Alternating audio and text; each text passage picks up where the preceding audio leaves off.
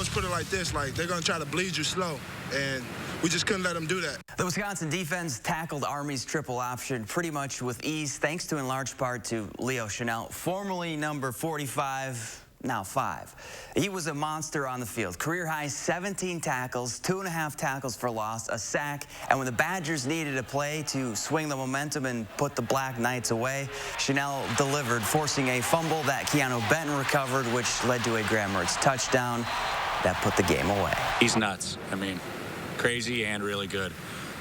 It's awesome watching him out there. I mean, he does stuff that he kind of did in high school, and you go back, watch his high school film, he's breaking through the line and grabbing the quarterback with one arm. And he did that tonight, and it's just like, oh my God. I mean, if you just look at the guy, he's just a freak. I mean, lifting weights, playing football, he's just a freak, and, you know, he played incredible tonight. We needed a play, and Leo came up with the biggest play of the day, and, you know, that's what it takes. And with that, welcome to the Badger Blueprint. I'm Zach Hanley, and this is Wisconsin State Journal columnist Jim Polzin. At times, it kind of felt like Chenal was in the Army huddle getting the snap count down, but he had death row written on his right arm. It's the linebacker room's nickname that means grit, hard work, and blowing out people. 3 things Leo is all about, Jim.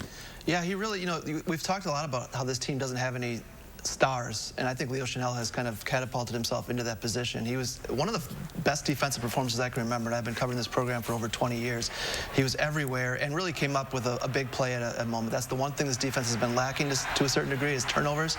He got one at a big time. The Badger offense was far from perfect. They fumbled on the opening drive, punted 5 times, and again struggled to convert on 3rd down.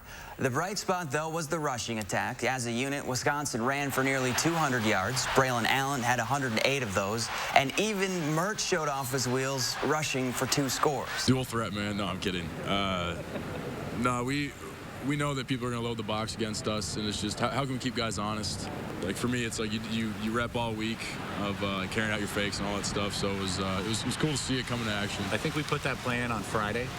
I mean, that was pretty cool. Good to see him run. I didn't know it was probably the slowest touchdown I've ever seen. At this point, it doesn't matter how it looks as long as they get the job done on offense, and we figured it would be ugly. It was ugly again. I think we're going to have to settle now for lower expectations for this offense, and what that means is maybe 150 to 175 passing yards. Certainly the biggest thing is no turnovers. This offense just has to do enough to let the game in the hands of the defense. The Badger defense will have another tough test on Saturday, and he goes by the name of David Bell. The Purdue wideout is arguably not only the best receiver in the Big Ten, but in the nation, and he's coming off his best performance of the season. Bell torched Iowa for 11 catches, 240 yards, and a score. But Wisconsin already knows just how good Bell is. He is really good, you know, and not that that's a news flash. You need to come to this press conference for that. He's a special player that can go get the ball. I mean, he's one of the best in the country. He finds a way to, or they find a way to get him the ball, regardless of short routes, deep routes. Jim Leonard said on Monday that as a former DB, he loves the way Bell plays. This is going to be a fun chess match to watch. Yeah, I wonder if they'll move Faion Hicks around on Bell, kind of what Wisconsin did in the opener against Jahan Dotson in Penn State.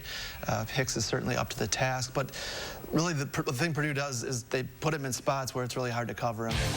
Kind of like a second chance for us, and we should be able to be excited to have the opportunity to take advantage of that.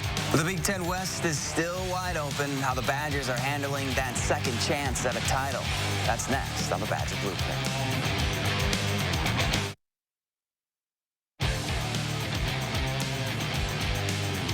Thanks to Purdue beating Iowa last week, the road to Indy has opened back up for Wisconsin. All the Badgers have to do is win out, and they're Big Ten West champs, which means they control their own destiny again, and that has this group excited. It definitely, lights a fire in everybody's behinds. I tell you that. That you have opportunity, that you control your own destiny, and that's what you want. We understand that everything that we want to do is still out front of us, and we gotta play well. We gotta execute. We gotta make a little bit of noise here in this side of the conference, and hopefully we can get hot. Not impossible, but there's no margin for error anymore. Do they get over 500 for the first time this season, Jim? Zach, I've had a hard time all week kind of picking this one. I'm going to pick Purdue, and here's why. It comes down to a team that is coming off one of its best performances of the year against a team that looks ugly in almost every victory it has. So I'm taking the hot team at home, Purdue. Jim, Wisconsin has won 14 straight in this series, but Purdue is ranked this year, and UW has lost its last 8 games against ranked opponents. So something has to give this Saturday, and I flipped a coin for this one. Badgers were tails. They get the win. And that's it for this week's Badger Blueprint. For Jim Polzin, I'm Zach Hanley. Thanks for watching.